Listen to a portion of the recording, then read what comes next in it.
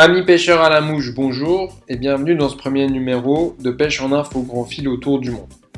Le concept, il est ultra simple, c'est de balader ma collection de nymphes tout autour du monde pour la confronter à de nombreuses rivières très différentes et pour vous montrer comment je réalise les 3 étapes qui permettent de prendre du poisson, à savoir lestage, approche, dérive. Donc moi je vais vraiment insister sur le nerf de la guerre, vous expliquer comment je choisis mes lestages en fonction de l'endroit. L'approche et la dérive, comme je vous l'ai dit de nombreuses fois, c'est à vous de développer ça, d'approcher tranquillement pour les truites en toute discrétion, de savoir trouver vos veines à ombre, et la dérive, toujours vous appliquer, et c'est bien sûr lié au lestage, à faire les meilleures dérives. Donc sur ce premier numéro, on va se faire plaisir, vu qu'on peut voyager tout autour du monde. Moi je prends les meilleures parts du gâteau. Donc on part au Canada, tout à l'ouest, en Alberta, qui est un état magnifique.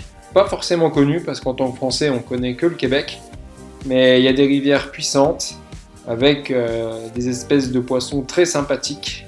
Donc ici on a un quatuor d'espèces avec bien sûr la truite arc-en-ciel native du continent américain, qui sont des poissons magnifiques.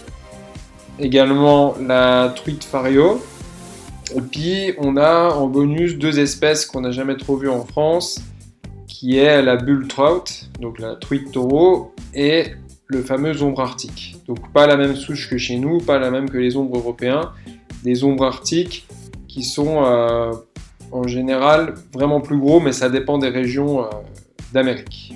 Donc vous voyez ici, on a un quatuor d'espèces très sympathiques qui vivent dans les courants et qui se pêchent aussi bien en sèche qu'en infophile, qu'au streamer pour les truites, puisque les ombres mangent rarement des poissonnets, quoique les ombres arctiques pourraient être pris au streamer.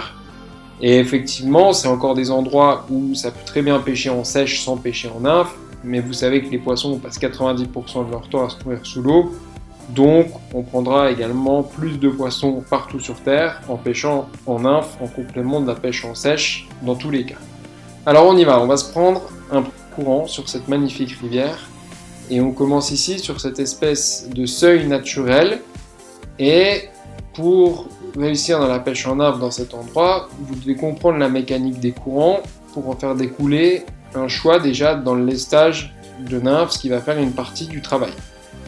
Donc, quand vous voyez ce genre de courant, déjà il faut que vous repériez les veines nourricières où vous allez vous concentrer. Donc il y a une première veine ici, une fin de veine.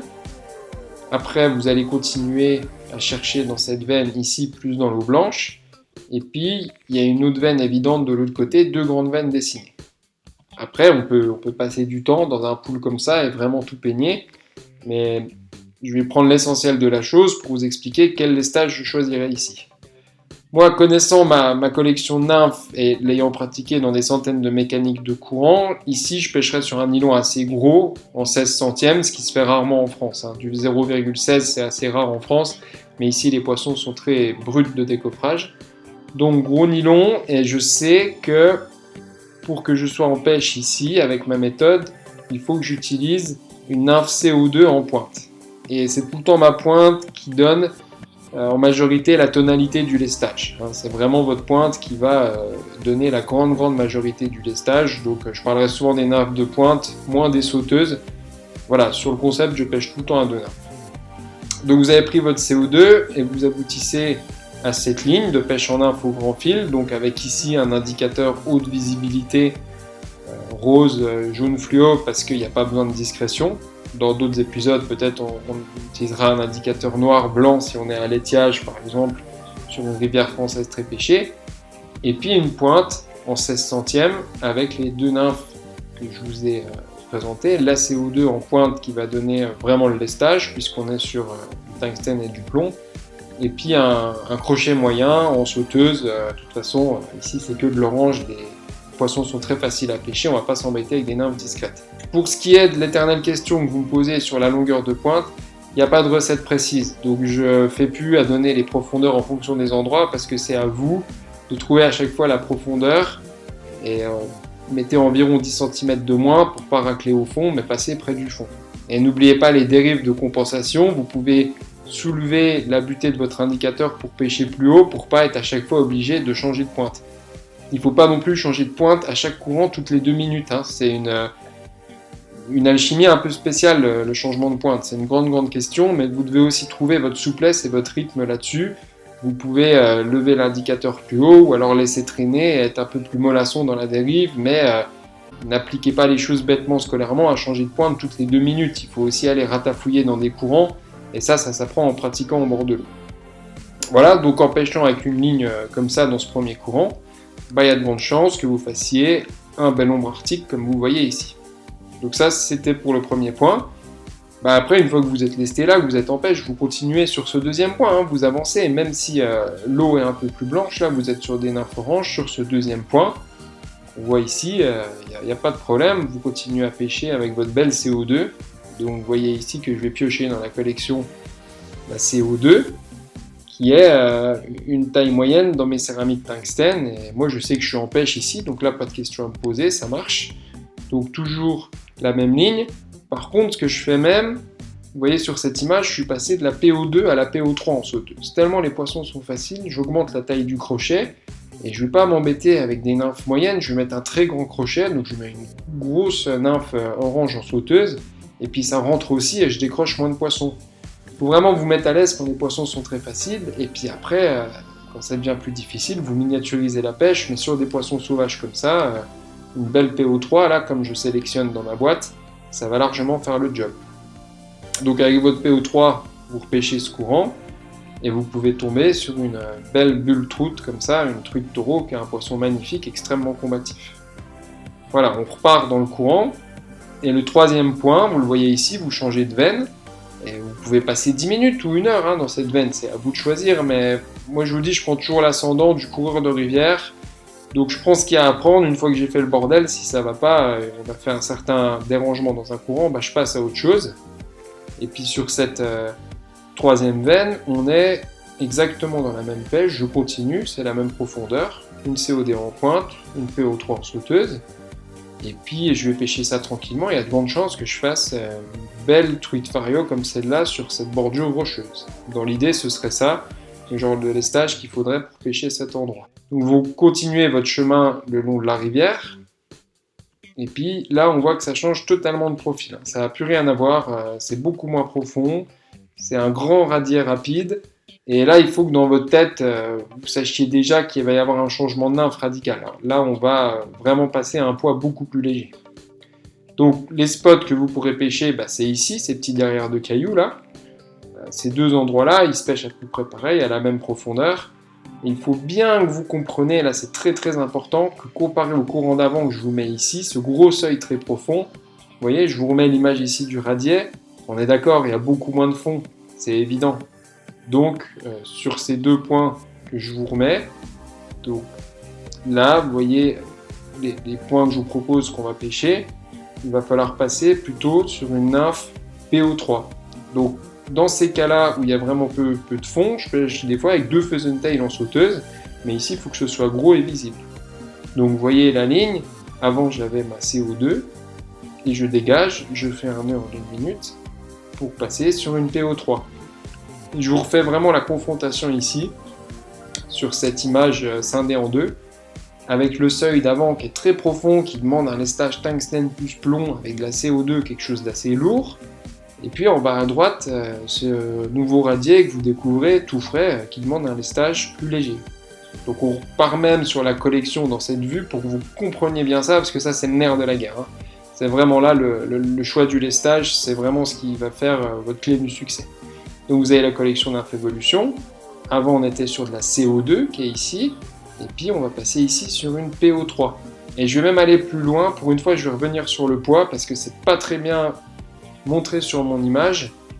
Une CO2, c'est marqué ici, ça pèse 0,5 g, et en plus c'est super dense, super lisse, donc ça coule extrêmement vite. Donc au-delà du poids, c'est une nymphe qui coule super vite. Vous voyez, CO2 0,5 g, et si je passe sur la PO3, on voit sur le tableau que la PO3 elle pèse 0,19 g, en gros la moitié sur des rapports. Par contre, la PO3 elle est en plus plus charnue comme nymphe, avec plus d'aspérité, donc elle va aussi couler moins vite. Il n'y a pas que le poids à prendre en compte, il y a aussi les aspérités sur le corps qui fait qu'elle coule plus ou moins vite. Donc on revient sur la confrontation d'images.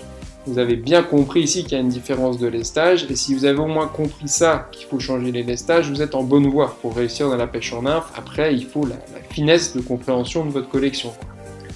Donc vous voyez ce seuil, je vous remets même en vidéo, et on passe à ce radier. Donc rien à voir. Et c'est vous qui apprendrez avec votre chemin dans la pêche en nymphe comment vous sentez votre collection en fonction des courants, et plus vous emmagasinez de données, plus votre logiciel, en fait, parce que c'est une logique, vous allez créer un logiciel intérieur de choix du lestage des nymphes, vous allez l'affiner à chaque rivière que vous pratiquez, comme vous sentez vos nymphes, vous savez que telle mécanique de courant correspond à tel lestage, vous voyez.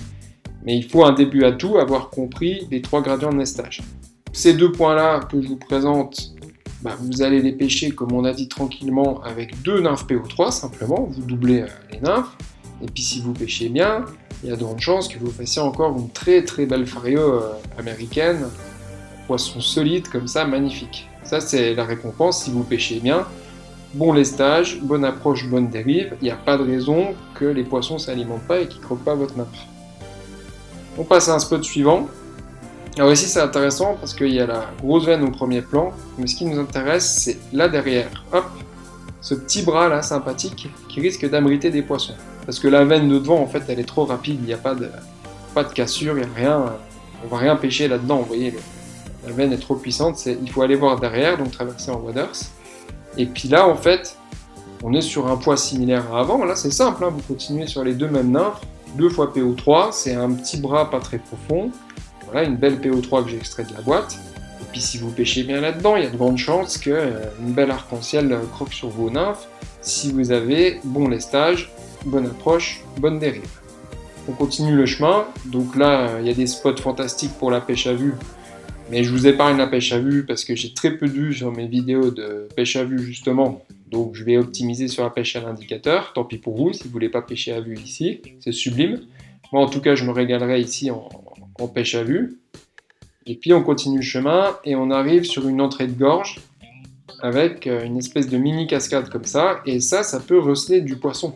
Il y a une cassure, là il y a un trou, et vous voyez à cet endroit là, je vous mets le pointeur, il peut y avoir du poisson. Sauf que là, sur le lestage, c'est un peu plus fin qu'avant. Avant on avait nos 2 PO3, et moi je le sens pas ici. Ça peut marcher, mais le courant il est quand même super court, et il faut quand même plomber avec plomb plus tungstène pour rentrer en dérive rapidement. Donc je dégage la PO3, et je mets plutôt une CO1 en pointe. Moi personnellement c'est comme ça que je le sens, hein. On peut tous interpréter ma collection ou chaque collection de nymphes différemment, mais moi je le sentirais bien avec une CO1 en pointe ici, puis le même gros crochet en sauteuse, une PO3. Voilà, je vous remonte dans la collection, une CO1, et puis je vous reconfronte une fois de plus les 2 courants. Vous voyez qu'en haut à gauche, ce courant un peu cascade, il est très court, donc il y a aussi le temps de mise en pêche de la nymphe, quoi. Vous avez 50 cm de dérive contre 4 mètres de dérive, donc il va falloir que ça coule vite quand même, vous n'avez pas le choix, sinon vous ne pouvez pas pêcher en fait. Ça c'est le grand avantage des céramiques. Donc vous voyez, je sors une CO1 de ma boîte, et les céramiques sont réputées pour ça, pour couler plus vite que les autres nymphes, parce qu'elles sont très denses. Et si vous pêchez bien cette petite cassure là, il y a de grandes chances que vous touchiez encore une belle truite arc-en-ciel sauvage. C'est la fin de ce premier numéro de pêche en nymphe au grand fil autour du monde. J'espère que ça vous a vraiment aidé. Alors attention, je vous mets un petit bémol avant de vous laisser. Ça, c'est une rivière au Canada très sauvage où les poissons sont très faciles. On pêche en 16 centièmes, 0,16 mm, avec des nymphes assez lourdes, couleur orange. Donc c'est très facile comme pêche. C'est des poissons très mangeurs qui ont des gros hivers. Il y a de l'eau, on peut approcher facilement. Donc ça ressemble pas forcément à de la pêche en France. Mais en attendant, comme on va faire le tour du monde, on verra plein de mécaniques de rivières différentes, et puis vous comprendrez comment je tape dans la collection Nymphes Evolution sur des nymphes noires, légères et discrètes dans les conditions d'étiage difficiles avec peu de courant, jusqu'à des nymphes oranges ici, sur les rivières les plus agitées, et puis entre deux, il y aura des pêches de routine sur du cuivre, mais on verra ça dans le prochain numéro. Je vous dis à bientôt pour un prochain épisode de Pêche en info grand fil autour du monde. Et n'oubliez pas que les truites et les ombres passent 90% de leur temps à manger sous l'eau.